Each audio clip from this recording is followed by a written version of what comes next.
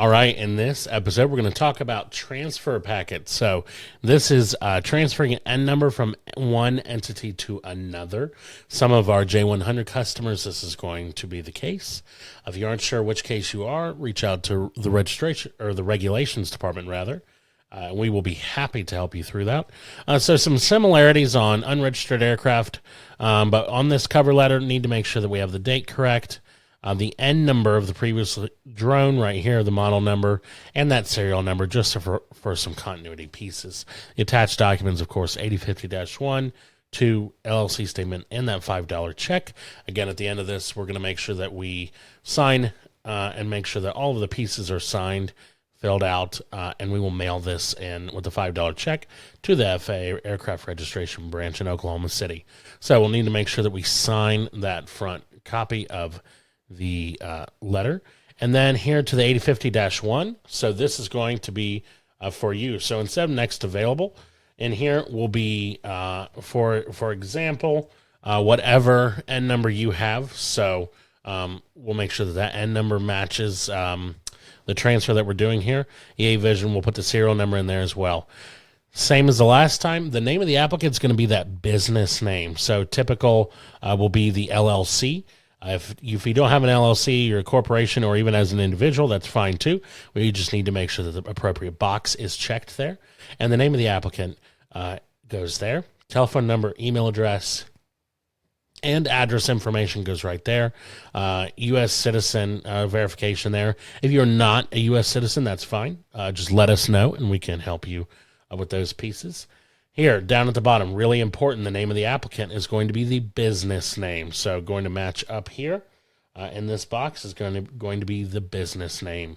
Signature, you can definitely digitally sign this right here and type or print your name here, along with the title. LLCs are going to be typically member managed. Some of them have some other things.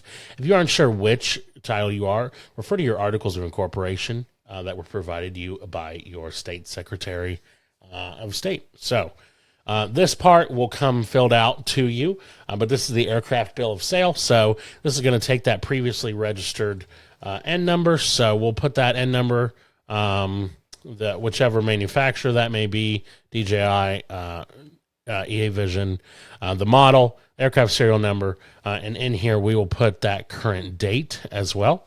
And then that name, address. So this is you are the purchaser. Need to make sure that we have that name, the address, city, phone number, all of that.